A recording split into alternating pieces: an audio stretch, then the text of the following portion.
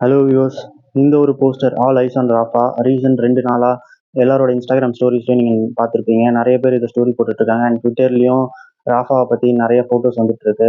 But எக்ஸாக்டாக ராஃபாவில் என்ன நடக்குது அப்படின்றது நம்மள எத்தனை பேருக்கு தெரியும் தெரியல. எக்ஸாக்டாக ராஃபாவில் என்ன நடந்துச்சு, ராஃபாக்கே அந்த பலஸ்தீன் மக்கள் போய் தஞ்சம் அடைஞ்சாங்க, எப்போ அட்டாக் நடந்துச்சு எதுவுமே நிறைய பேருக்கு தெரியல. ஸோ அதை பற்றி தெரிஞ்சுக்கிறதுக்காக தான் இந்த ஒரு வீடியோ. நம்ம ஊரில் இன்னொரு வழக்கம் இருக்கு.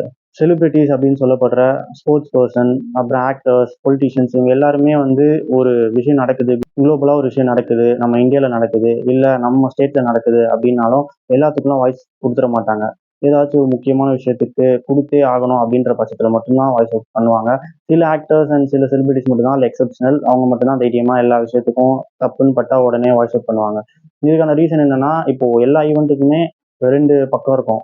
அதை எதிர்க்கிறவங்களும் இருப்பாங்க, அதை வந்து சப்போர்ட் பண்ணுறவங்களும் இருப்பாங்க. ஸோ இந்த மாதிரி ஆக்டர்ஸ், ஸ்போர்ட்ஸ் பர்சன் என்ன நினைப்பாங்கன்னா, நம்ம இதுக்கு சப்போர்ட் பண்ணி எங்கே இதை எதிர்க்கிறவங்க நமக்கு சப்போர்ட் பண்ணாமல் போயிடுவாங்க அப்படின்றத யோசிச்சுட்டு நிறைய பேர் வாய்ஸ் அவுட் பண்ணாமல் போயிடுவாங்க. ஆனால் இந்த ஒரு ராஃபா பற்றின இஷ்யூவில் வந்து நிறைய பேர் இப்போ ஸ்டோரிஸ் போட்டுட்டு இருக்காங்க, நிறைய பேர் இதை பற்றி பேசிட்டு இருக்காங்க. அதுக்கப்புறமா இப்போ காமன் பீப்புளும் நிறைய பேர் போடுறோம். அப்படி இருக்கும்போது நிறைய பேர் அந்த ஸ்டோரி போட்டுட்டு இருக்கும்போது என்னன்னே தெரியாமல் போடுறாங்க. ஸோ இந்த மாதிரி ஆம்லெஸ்ஸான ஸ்டோரி போடுறதுனால எதுவுமே ஆக போகிறது இல்லை. ஸோ ஃபர்ஸ்ட் அங்கே என்ன நடக்குது அப்படின்றத நம்ம தெரிஞ்சுக்கணும். ஸோ அதுக்கான ஒரு வீடியோ தான் இது. காசா ஸ்ட்ரிப் அப்படின்றது வந்து அந்த இஸ்ரேல், ஈஜிப்ட் 2த்துக்கும் நடுவில் இருக்க ஒரு சின்ன இடம். லைக் அது ஒரு ஸ்ட்ரிப் மாதிரி இருக்கும். நல்லா ஸ்ட்ரிப்னு சொல்லுவாங்க. ரொம்ப மெலிசான ஒரு இடம் இந்த இமேஜில் தெரியுற மாதிரி. அதை எப்படி கம்பேர் பண்ணலாம்னா, லைக் நம்ம சென்னையோட மேப் தெரியும்ல, சென்னை எவ்வளோ குட்டியோண்டு இருக்கும் அது மாதிரி. சென்னை வந்து கொஞ்சம் டென்ஸாக இருக்கும். பட் காசா வந்து கொஞ்சம் லென்த்தாக ஸ்ட்ரைப் மாதிரி இருக்கும் இந்த இமேஜில் தெரியுற மாதிரி.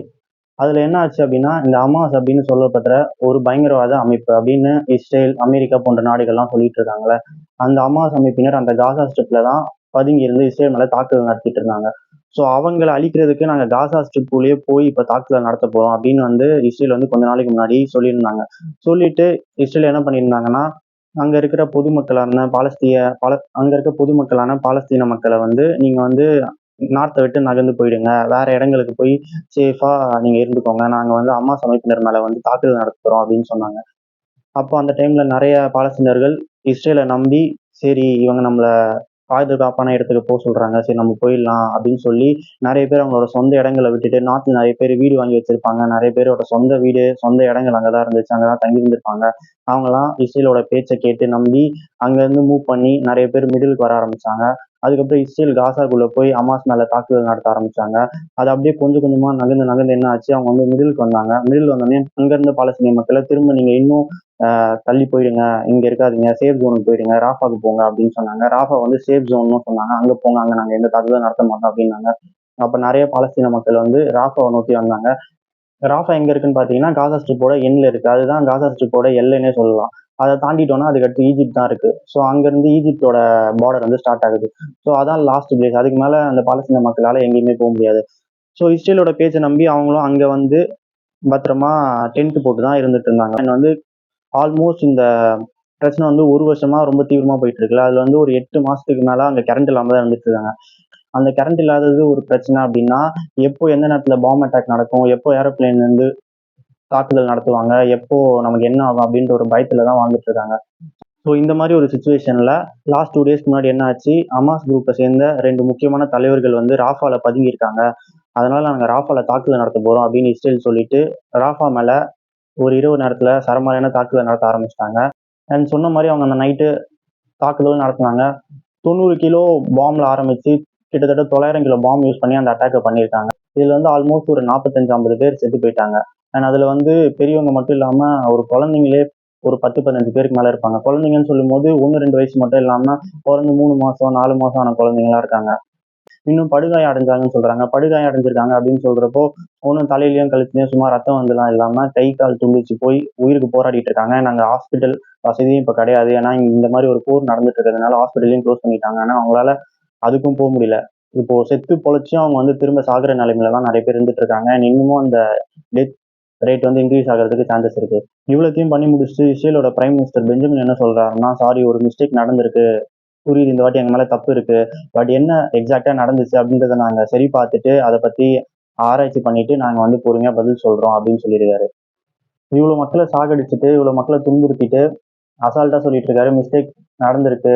பட் இஸ்ரேலோட வழக்கம் என்னன்னா, நாங்க இதை பத்தி பேசி இங்க என்ன நடந்திருக்கு அப்படின்றத ஃபுல்லா ரிசர்ச் பண்ணிட்டு நாங்க இதை பத்தி பேசுறோம் அப்படின்னு சொல்லியிருக்காங்க. இதுக்கப்புறம் நீங்க பேசி என்ன பண்ண போறீங்க?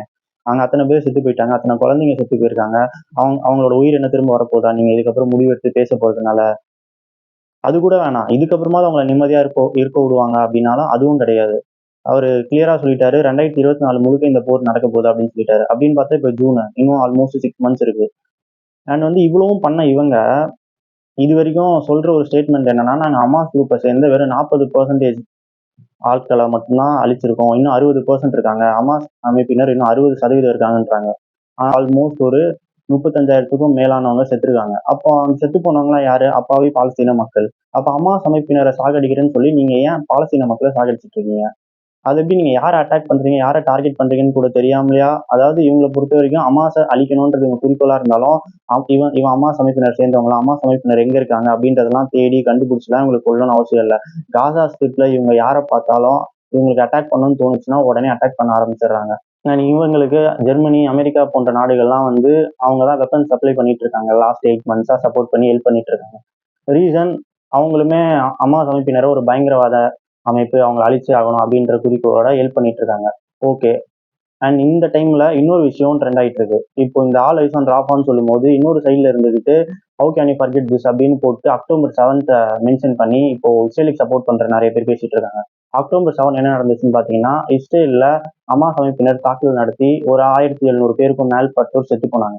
ஓகே, அதை யாருமே மறக்கல. அதுவும் ஒரு கொடூரமான தாக்குதல் தான். ஆனா நினைச்சு பாருங்க, 1700 பேர் சாகடிச்சதுக்கு இங்க 35,000 பேர் பலி வாங்கியிருக்காங்க. அண்ட் அங்க 1700 பேர் செத்ததுக்கு ஹமாஸ் அப்படின்ற ஒரு அமைப்பு மட்டும்தான் காரணம். அதுக்கு பதிலா இஸ்ரேல் என்ன பண்ணியிருக்கணும்? ஹமாஸ் அமைப்பினரோட தான் சண்டை போட்டுருக்கணும். ஆனா 1700 பேர் செத்ததுக்கு ஹமாஸ் அமைப்பினர் காரணமா இருந்த பட்சத்திலையும் இஸ்ரேல் வந்து ஹமாஸ் அமைப்பினரை தாண்டி 35,000 அப்பாவி பாலஸ்தீன மக்களை சாகடிச்சிருக்காங்க.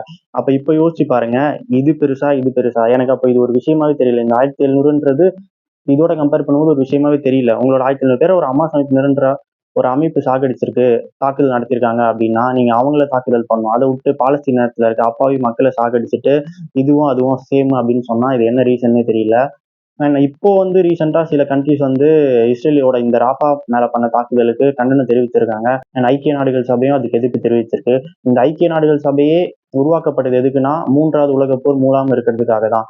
ஆனா அவங்க சொல்லியுமே இஸ்ரேல் ஸ்டாப் பண்ணல. அப்போ இந்த ஐக்கிய நாடுகள் சபை எதுக்கு? அது எதுக்கு இருக்கணும்? அது இருந்தும் ஒரு பிரயோஜனமே இல்லாத மாதிரி இருக்கு. அவங்க சொல்லி அவங்க நிறுத்தல. அப்படி இருந்தும் எப்படி இஸ்ரேலுக்கு இவ்வளவு தைரியமா ஐக்கிய நாடுகள் சபை சொல்றாங்க, இவ்வளவு நாடுகள் சொல்லியும் இஸ்ரேல் வந்து இவ்வளவு முனைப்போட அவங்க பண்ணது தப்பே இல்லைன்ற மாதிரி இன்னமும் நாங்க தாக்குதல் நடத்துவோம்னு சொல்லிட்டு இருக்காங்க அப்படின்னு பாத்தீங்கன்னா, இதுக்கு மெயின் ரீசன் அமெரிக்கா. அவங்களுக்கு ஃபுல் சப்போர்ட் கொடுத்துட்டு இருக்காங்க. இந்த ராஃபால இந்த தாக்குதல் நடந்ததுக்கு அப்புறமும் நேத்து வந்து அமெரிக்காவோட ஸ்போர்ட்ஸ் பர்சன் வந்து சொல்றாங்க, இல்ல இஸ்ரேல் வந்து இன்னுமே எங்க லிமிட்டை வந்து கிராஸ் பண்ணல. நாங்க ஒரு லைன் வச்சிருக்கோம், அதை அவங்க கிராஸ் பண்ணல. ஸோ அது வரைக்கும் எங்க சப்போர்ட் அவங்களுக்கு தான். அவங்க இன்னமும் அந்த லிமிட்டை கிராஸ் பண்ணாம லிமிட்குள்ள தான் இருக்காங்க. ஸோ அதனால எந்த பிரச்சனையும் இல்லை, நாங்க உங்களுக்கு சப்போர்ட் பண்ணிட்டு தான் இருக்கோம் அப்படின்றாங்க. எனக்கு அது புரியவே இல்லை. அப்போ அமெரிக்கா என்ன மாதிரியான லிமிட் வச்சிருக்காங்க? அவங்க லிமிட் எதுன்னு எனக்கு புரியல. அதாவது அப்பாவியான குழந்தைங்களை சாகடிச்சிருக்காங்க, தலை துண்டிச்சு கை கால் செதறி ஒரு 2 மாசம் 3 மாசம் பிறந்து நினைவு கூட தெரியாத குழந்தைங்கலாம் செத்து போயிருக்காங்க அப்பாவியா. அண்ட் நிறைய குழந்தைங்க வந்து அப்பா அம்மா இழந்திருக்காங்க. அப்ப அமெரிக்கா பொறுத்த வரைக்கும் அவங்க லிமிட் எதுன்னு தெரியல. இவ்வளவு நடந்துருச்சு, ஆனா இன்னமும் லிமிட்டை கிராஸ் பண்ணலையா? புரியவே இல்லை. அப்ப எது லிமிட்? இந்த பாலஸ்தீன மக்கள் எல்லாரையும் அழிக்கிறது தான் அமெரிக்காவோட லிமிட்டான்னு எனக்கு புரியவே இல்லை. இவ்வளவு பெரிய இது நடந்ததுக்கு அப்புறமும் அவங்க வந்து லிமிட்டை கிராஸ் பண்ணல, அதனால அவங்க நாங்க சப்போர்ட் பண்றோம் அப்படின்னு சொல்றாங்க. இவங்க இந்த பக்கம் சொல்லிட்டு இருக்க இந்த பட்சத்துல அமெரிக்கால இருக்க நிறைய அரசு அதிகாரிகளா இருக்கட்டும், பொதுமக்களுமே அமெரிக்க அரசுக்கு எதிராக வந்து இப்போ போராட்ட ஸ்டார்ட் பண்ணிட்டு இருக்காங்க. And அவங்களுமே நிறைய பேர் ரிசைன் பண்ணிட்டு இருக்காங்க. And இஸ்ரேல் பண்ணது வந்து தப்புன்னு சொல்லி கண்டனம் தெரிவிச்சுட்டு தான் இருக்காங்க. அண்ட் ட்விட்டர்லயும் வந்து நிறைய இமேஜஸ் அண்ட் வீடியோஸ் வந்துட்டு இருக்கு. அதெல்லாம் வந்து பார்க்கறதுக்கே ரொம்ப கொடூரமா இருந்துச்சு, ரொம்ப பரிதாபமா இருந்துச்சு. அதெல்லாம் ஷேர் கூட பண்ண முடியல. அந்த மாதிரி இருந்துச்சு. அண்ட் நிறைய பேர் அவங்களோட வீடை விட்டுட்டு, அவங்க சம்பாதிச்ச சொத்துக்களை விட்டுட்டு, அகதிகளா டென்ட் கூட கட்ட இடம் இல்லாம, காசு இல்லாம எப்படியோ கஷ்டப்பட்டு வாழ்ந்துட்டு இருக்காங்க. அண்ட் அவங்களுக்கு சாப்பாடு போறதும் ஒரு பெரிய கஷ்டமா இருக்கு. அண்ட் இன்னொரு பக்கம் அவங்க இதுக்கு மேல கீழே போனோம்னா ஈஜிப்டுக்கு தான் போகணும். அங்கிருந்து ஈஜிப்ட் மனிதாபிமான அடிப்படையில கூட நாங்க உங்களை சேர்த்துக்கிறோம்னு சொல்லாம அங்க வந்து எலக்ட்ரிக் வால்ஸ் எல்லாம் ரெடி பண்ணி வச்சு, இது உங்க நாட்டுக்குள்ள நடக்கிற பிரச்சனை, எதா இருந்தாலும் அங்கேயே பாத்துக்கோங்க, என் நாட்டுக்குள்ள நீங்க வரக்கூடாது அப்படின்னு சொல்லி பிரச்சனை பண்ணிட்டு இருக்காங்க. நீங்களே உண்மையா நினைச்சு பாருங்க, இந்த உலகத்திலேயே ரொம்ப கஷ்டமான ஒரு விஷயம்னா சொந்த நாட்டிலேயே அகதியா தெரியறதுதான். அது அது மாதிரி ஒரு கஷ்டம் எங்கேயுமே கிடையாது. இஸ்ரேல் அப்படின்ற ஒரு நாட்டுக்கும் ஹமாஸ் அப்படின்ற ஒரு அமைப்புக்கும் நடுவில் நடக்கிற சண்டையில இந்த அப்பாவி பாலஸ்தீன மக்கள் அவங்க இடத்தையும் இழந்துட்டு சொந்த நாட்டிலேயே அகதியா வாழ்ந்துட்டு இருக்காங்க. இஸ்ரேலோட பேச்சை நம்பி இஸ்ரேல் எதுவும் பண்ண மாட்டாங்கன்னு இஸ்ரேலை நம்பி அவங்க சொன்னபடி பேச்சை கேட்டு நாட்டுல இருந்து அவங்க வீடு சொத்து எல்லாத்தையும் விட்டுட்டு சவுத்துக்கு வந்து இஸ்ரேல் நம்பி டென்ட்ல அகதிகளா ரொம்பவே கஷ்டப்பட்டு வாழ்ந்துட்டு இருந்தாங்க. அவங்கள நைட்டோட நைட்டா கொண்டிருக்காங்க. அண்ட் இந்த ராஃபேல் நடந்திருக்க இந்த விஷயத்த பத்தி உங்களோட ஒப்பீனியன் என்னன்றத கமெண்ட் பாக்ஸ்ல கமெண்ட் பண்ணுங்க. அண்ட் இந்த மாதிரி பேசுறதுனால என்ன ஆக போகுது அப்படின்னு நீங்க நினைச்சீங்கன்னா கண்டிப்பா இந்த வீடியோ பார்த்து என்ன ஆகும்னு தெரியல. இந்த வீடியோ எத்தனை பேர் பார்ப்பீங்கன்னு கூட தெரியல. பட் என்னோட ஃப்ரெண்ட்ஸே இருக்கட்டும், இல்லை என்னோட வீட்டில் இருக்கவங்க இருக்கட்டும், நிறைய பேருக்கு ராஃபால என்ன நடக்குதுன்னு கூட தெரியாது. அவங்களுக்கு இந்த வீடியோ ஹெல்ப் பண்ணும். அண்ட் பெரிய பெரிய இன்ஃப்ளூயன்சஸ் இருக்காங்க. கண்டிப்பா இஸ்ரேலோட இன்டெலிஜென்ஸ் வந்து இந்த வீடியோஸை பார்த்துட்டு தான் இருப்பாங்க. அண்ட் வேர்ல்ட்ல இந்த மாதிரி வீடியோஸா இருக்கட்டும், ராஃபால நடந்த இன்சிடென்ட்டுக்கு எவ்வளவு எதிர்ப்பு தெரிவிச்சிட்டு இருக்கதை பார்த்துட்டு தான் இருப்பாங்க. இந்த மாதிரி பார்க்கறதுனால இப்போ செத்து போனவங்களை திரும்ப வர வைக்க முடியாது. பட் இனிமே இந்த மாதிரி தாக்குதல் நடத்துறதுக்கு அது ஒரு முற்றுப்புள்ளியா இருக்கும்னு நம்புறேன். ஸோ அதுக்கான ஒரு வீடியோ தான் இது. அண்ட் இந்த மாதிரி current affairs, historical videos and political videos நம்ம சேனலில் தொடர்ந்து வந்துட்டே இருக்கும். ஸோ அதை பார்க்குறது நம்ம சேனலில் மறக்காமல் சப்ஸ்கிரைப் பண்ணி வச்சுக்கோங்க. அண்ட் நான் சொன்ன மாதிரியே அந்த இஸ்ரேல் அண்ட் பாலஸ்தீன் கான்ஃப்ளிக்ட் பற்றி ஒரு ஃபுல் ஹிஸ்ட்ரி வீடியோ நான் கண்டிப்பாக போஸ்ட் பண்ணுறேன். ஸோ அதுவும் நம்ம சேனலில் வரும். ஸோ சேனலை தொடர்ந்து பாருங்க.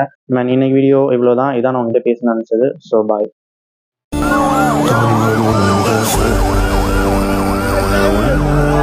So